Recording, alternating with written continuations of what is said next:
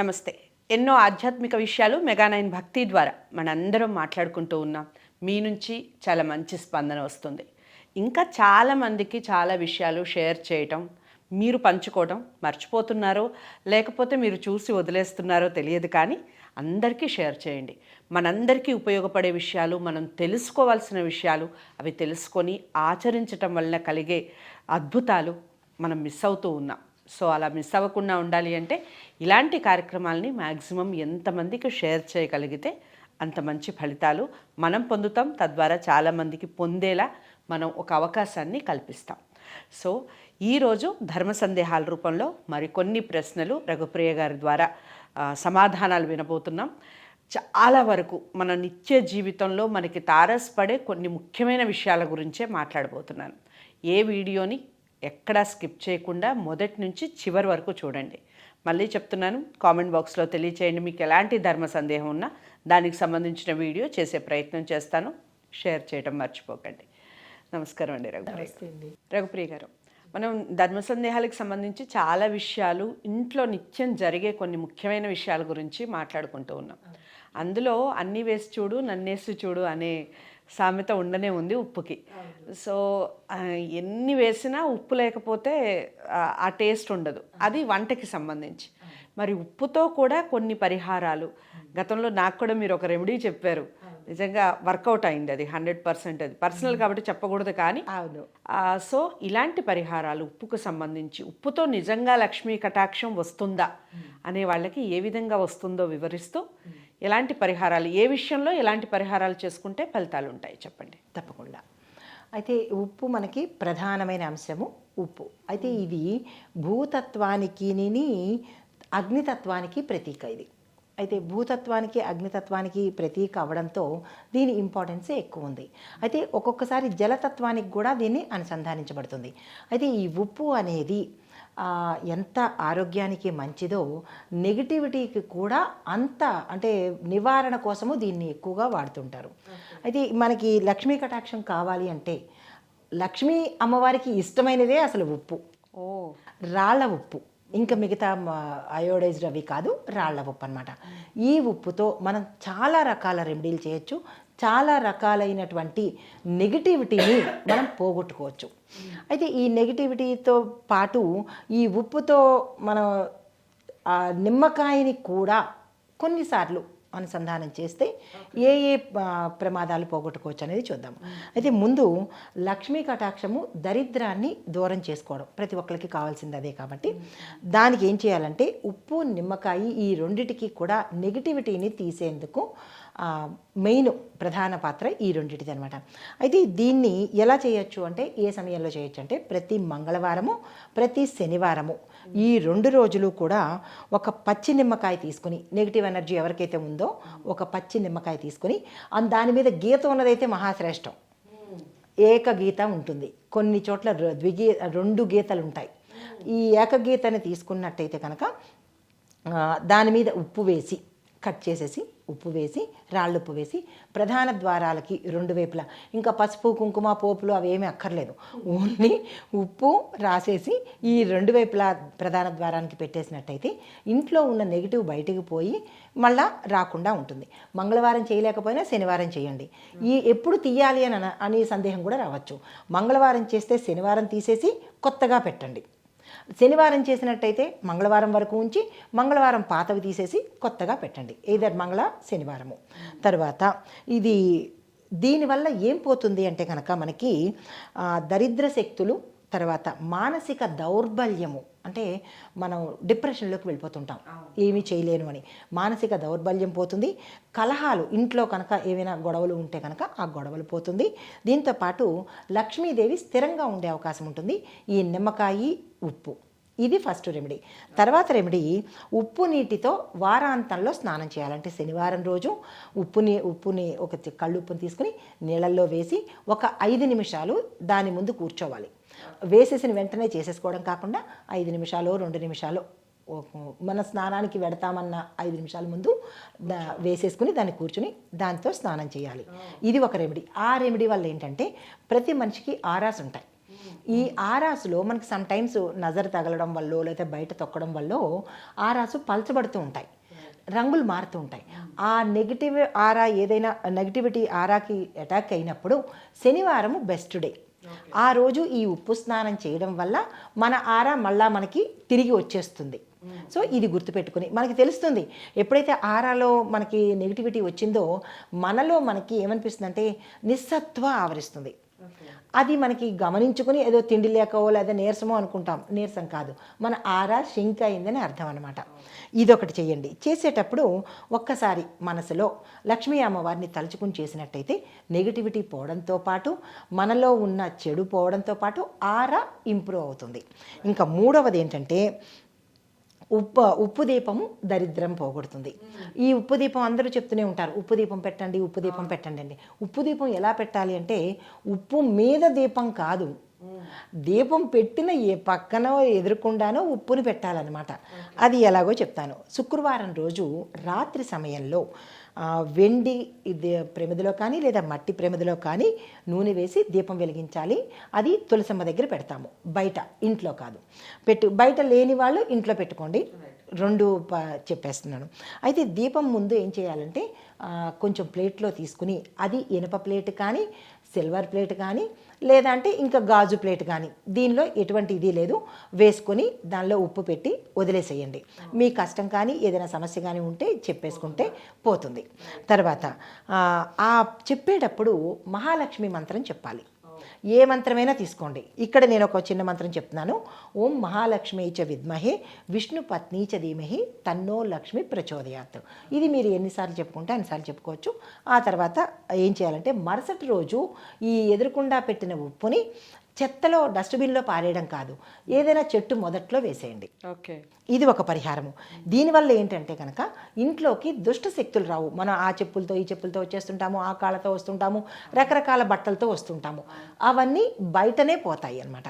దాంతోపాటు ఏంటంటే లక్ష్మీ కటాక్షం కలుగుతుంది, వ్యాపారస్తులకు లాభాలు వచ్చే అవకాశం కనబడుతుంది. ఈ 3 ప్రయోజనాలు ఉన్నాయి. తర్వాత పరిహారం ఏంటంటే వాస్తు ఉప్పు చికిత్స. ఉప్పుతో కూడా చికిత్స ఏమిటి అంటే కనుక చేస్తారు. అది ఏంటంటే ఇంటికి ఉత్తర ఈశాన్యం కార్నర్లో మనము ఒక గాజు గిన్నెలో ఒకవైపు ఉప్పు ఒకవైపు నీరు, రెండు కలపద్దు, రెండు విడివిడిగా ఒక గాజు సీసాలో పౌల్లో కానీ పెట్టేసి మరుసటి అంటే సోమవారం వరకు ఉంచేయాలి దాన్ని. ఆ సోమవారం సాయంత్రం మార్చుకోవాలి. ఏ రోజు పెట్టినా సోమవారం వరకు వెయిట్ చేయండి. సోమవారం సాయంత్రం తీసుకెళ్ళి వేరేగా ఉప్పుని వేరేగా నీటిని వేరేగా పారబోసేయండి. అయితే ఇది ఏం చేస్తారంటే ఎక్కడైనా పారబోసే బదులు డ్రైనేజ్లో వేసుకోండి, వీలైతే బయట పారబోసుకోండి, చెత్త బిన్లో మాత్రం వెయ్యొద్దు. తర్వాత ఏంటంటే దీనివల్ల చిన్న మీకు చెత్త డ్రైనేజీ రెండు ఒకటి కాదు, షింక్ అనేది మన ఇంట్లో వాడుకుంటాం కదా, షింక్ మన వాష్ బేసిన్ ఉంటుంది కదా, ఆ వాష్ బేసిన్లో వేయడం మంచి పద్ధతి.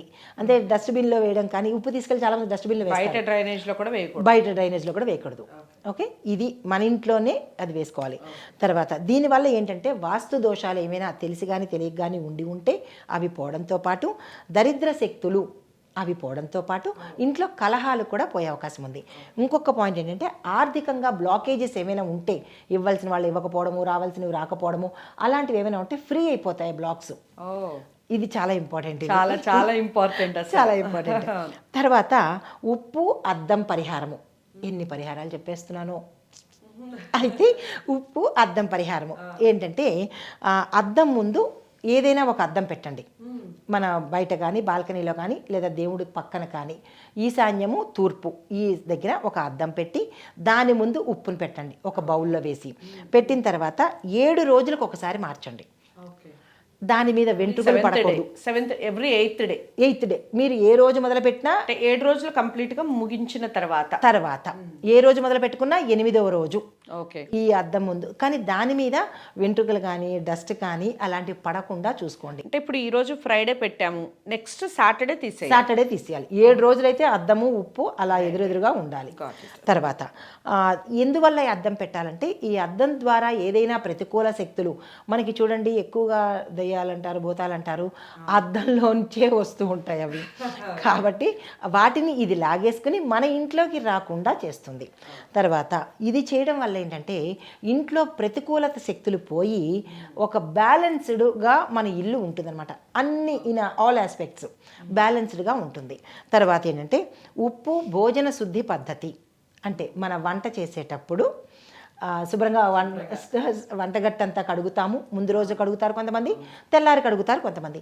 కడిగేసిన తర్వాత వంటగట్టు కిందన కానీ ముగ్గు వేసుకునే సదుపాయం ఉంటే ముగ్గు వేసేసి ఆగ్నేయం మూల కానీ లేదా వంటగట్టుకి ఎడం వైపు కానీ, ఆగ్నేయం అంటే కుడివైపు లేదంటే ఎడం వైపు కానీ. ఎడం వైపు షింక్ ఉంటుంది చాలా, మరీ అంత దగ్గరగా ఉండదు, కొంచెం స్పేస్ ఉంటుందిగా మనం తోముకున్న గిన్నెలు పక్కన పెట్టుకోవడానికి. ఆ ప్లేస్లో అంటే ఎడ్జెస్ ఆఫ్ మనకి స్టవ్కి దగ్గర ఏం చేయాలంటే ఒక గాజు బౌల్లో ఉప్పు వేసేసి ఆ పక్కన పెట్టండి. అయితే ఇక్కడ ఒక చిన్న సందేహం రఘుప్రియ గారు, మనకి గ్యాస్ ఉంటుంది, ఆ మిడిల్లో మనకి ఏదన్నా విండో ఉంటే ఆ విండో పక్కనే షింక్ ఉంటుంది అనుకోండి, ఆ విండోకి ప్లేస్ ఉంటే ఆ విండో దగ్గర పెట్టచ్చా? మళ్ళీ దూరం అయిపోతుంది కదా, స్టవ్కి పక్కనే ఉంటుంది. స్టవ్ కి పక్కన అంటే ఇప్పుడు ఫర్ ఎగ్జాంపుల్ ఇది బేస్, ఇక్కడ మనకి గ్యాస్ ఉంటుంది, ఈ ప్లేస్ లో విండో ఉంటుంది. అవును, సో విండో కిటికీ దగ్గర పెట్టచ్చా అంటున్నాను. అంటే ఎత్తు మీద అంటున్నారా? పెట్టచ్చు, పెట్టుకోవచ్చు. మన సదుపాయం లేకపోయినప్పుడు ఆ స్టవ్కి ఈ మాత్రం జాగాలో ఒక జాగాలో పెట్టుకోండి. పెట్టేసిన తర్వాత ఆ రోజంతా ఉంచండి దాన్ని. స్టవ్ కడిగేసిన తర్వాత అంతా అయిపోయిన తర్వాత రాత్రి సమయంలో ఒక 2-3 తీసి జల్లేయండి. ఆ గింజ ఉంటాయి కదా బౌల్స్, దీనిగా రాళ్ళులాగా ఉంటాయి కదా, అవి ఒక 2-3 జల్లేసి ఇంకా నిద్రలోకి వెళ్ళిపోవచ్చు. తెల్లారిన తర్వాత అవి మొత్తం తీసి షింక్లో పడేయండి. ఇది ఎందుకు అంటే కనుక ఈ రోజంతా మనం వంట కానీ పదార్థాలు కానీ పాజిటివ్ వైబ్స్తో ఉండడానికి, ఆరోగ్యం ఉండడానికి, దీంతోపాటు అగ్నిదేవుడు శాంతించిస్తాడనమాట. ఇంత మంచి ఉపాయాలు కానీ చాలామంది మర్చిపోతూ ఉంటారు పెట్టడం. ఈ ఎడంవైపు కానీ కుడివైపు కానీ గుర్తుపెట్టుకుని బౌల్లో పెట్టి రాత్రి పడుకునేటప్పుడు 2-3 రాళ్ళు స్టవ్ మీద జల్లేసి ఇంకా మనం నిద్రకు ఉపక్రమించవచ్చు అనమాట. ఇదొక పద్ధతి. దీనివల్ల ఏంటంటే అన్నదరిద్రం పోతుంది. అన్నదరిద్రం ఏంటి అన్న సందేహం రావచ్చు. చాలామంది అన్నం వండుకుంటూ ఉంటారు, అన్నీ చేస్తారు, తినాలని అనిపించదు చాలామందికి. స్కిప్ అవ్వడమో తినాలనిపించదు ఒకటి, కరెక్ట్గా అన్ని వంట అయిన తర్వాత ఏదో బ్యాడ్ న్యూస్ రావటాలు జరుగుతూ ఉంటాయి, అది అలా వేస్ట్ అవుతుంది. అలాంటివి జరగదు. అంటే మన అపెటైట్ పెంచడంతో పాటు మనం వండుకున్న పదార్థం సుష్టుగా తినేందుకు బ్లెస్సింగ్స్ లాంటివి అనమాట అవి. ఎవరికైతే ఈ అన్నదరిద్రంతో బాధపడుతున్నారో వాళ్ళు ఈ పరిహారం చేసినట్టయితే కనుక చక్కని రెమెడీ కనపడుతుంది. తర్వాత ఉప్పు దానం ద్వారా, ఉప్పుని దానం ఇవ్వడం ద్వారా కూడా రుణ విమోచనము, అంటే ఎక్కువ మంది అప్పులు చేసేసి తీర్చుకోలేని పరిస్థితి ఉంటుంది. అలాంటప్పుడు ఏం చేయాలంటే ఉప్పుతో పాటు ఒక బుధవారం కానీ లేదా గురువారం కానీ ఉప్పుతో పాటు పసుపు, ఈ 2 తీసుకుని ఎవరికైనా దానంగా ఇచ్చినట్టయితే వీళ్ళకి రుణాలు తీరిపోతాయి అన్నమాట. అయితే ఉప్పుని పసుపుని ఎవరు దానంగా తీసుకోరు. ఎవరు తీసుకుంటారు? తీసుకోరు. కాబట్టి ఎవరికి ఇవ్వాలి అంటే దీనికి పలానా వాళ్ళకే ఇవ్వాలి అని రూల్ లేదు. దీంతో పాటు తీసుకోరు అన్నప్పుడు మరి ఎలా పట్టుకోవాలి? చేయొచ్చు. అంటే ఏ దానం ఇచ్చినా సరే మన శక్తి కొద్దీ డబ్బులు కూడా ఇవ్వాలి. ఓకే, ఊరికనే దానం ఇచ్చేసేసి మన పాపాన్ని వాడికి ఇచ్చేసేసి మనం చక్కగా దులుపుకొని వచ్చేయడం కాదు, ధనము కూడా ఇవ్వాలన్నమాట. అయితే ఈ ఉప్పు దానం తీసుకునే వాడికి ధనము ఇచ్చి దండం పెట్టి రావాలి. ఎందుకు? అది ముష్టివాడు అవ్వచ్చు, దరిద్రుడు అవ్వచ్చు, ఎవరైనా కావచ్చు. ఇవి ఇచ్చేసిన తర్వాత అతనికి దండం పెట్టి మనం వచ్చినట్టయితే ఎందుకు? ఖచ్చితంగా నేను ఇది ఆలోచిస్తూ ఉంటే చాలామంది ఈ తప్పు చేయకపోవడం వల్లనే చాలా అనర్థాలు జరుగుతూ ఉంటాయి లైఫ్లో. కానీ అది గమనించుకోరు. చిన్నవే, చాలా చిన్నవి, అసలు పైసా ఖర్చు లేని పని. ఉప్పు ప్రతి ఇంట్లో ఉంటుంది కదా, అదే అనమాట. అయితే దీనివల్ల ఏంటంటే మనీ బ్లాకేజెస్ ఏమైనా ఉంటే అవి తీరిపోతాయి. మనీ బ్లాకేజ్, ఎందుకంటే మనం ఇచ్చేస్తున్నాం కదా, మన తాలూకా బ్లాకేజెస్ని అవతల వాళ్ళకి ఇస్తున్నాం కాబట్టి రుణాలు తీరిపోతాయి. అది ఎలా తీరుతాయి అనేది మనకి ఆకస్మికంగా తీరుతాయి. అది రుణాలు తీరడం ఒకటి, మనీ బ్లాకేజెస్ పోవడం ఒకటి. అయితే చెల్లింపులు ఏవైనా ఉంటే కనుక మనకి తిరిగి వచ్చి ఇచ్చే అవకాశాలు ఉంటాయన్నమాట. ఇవి శాస్త్రపరంగా మనకి ఉప్పుతో ఇన్ని పరిహారాలు ఉన్నాయి. చాలా చక్కటి వివరణ ఇచ్చారు, చాలా మందికి ఉపయోగపడే ఇన్ఫర్మేషన్ ఇచ్చారు. నిజంగా ఉప్పు ప్రతి ఇంట్లో ఉంటుందండి. అసలు ఉప్పు లేని ఇల్లు ఉండనే ఉండదు. 100% ఇది ట్రూ. కాకపోతే శాస్త్రోక్తంగా మనకి శాస్త్రాల్లో చెప్పిన దాని ప్రకారంగా ఆలోచిస్తే కళ్ళుప్పు అని కొంతమంది ఉంటారు, గల్లుప్పు అంటారు, దొడ్డుప్పు అంటారు. ఇలా భాష ప్రాంతాన్ని బట్టి ఆ పదాలు మారుతూ ఉంటాయి. సో ఏదైతే ఈ లావు ఉప్పు, కళ్ళుప్పు ఏదైతే ఉంటుందో ఆ ఉప్పుని మాత్రమే యూస్ చేయాలి అనేది ఫస్ట్. అది మెయిన్ మీరు ఆలోచించుకోవాల్సింది. మీరు ఈ రెమెడీస్ చేసుకునేటప్పుడు మీకు కావాల్సింది. ఇక మిగిలిందంతా మీరు చక్కగా విన్నారు. అందరికీ షేర్ చేయండి, మీరు కూడా పాటించే ప్రయత్నం చేయండి. ఫలితాలు ఎలా పొందారు, ఎలా ఉన్నాయి ఫలితాలు, దానివల్ల మీరు ఎంత ఆనందంగా ఉన్నారు, ఈ విషయాలన్నీ మాకు కామెంట్ బాక్స్లో తెలియచేయండి. వీడియోని లైక్ చేసి అందరికీ షేర్ చేయండి. ఛానల్ని సబ్స్క్రైబ్ చేసుకోండి. నమస్తే.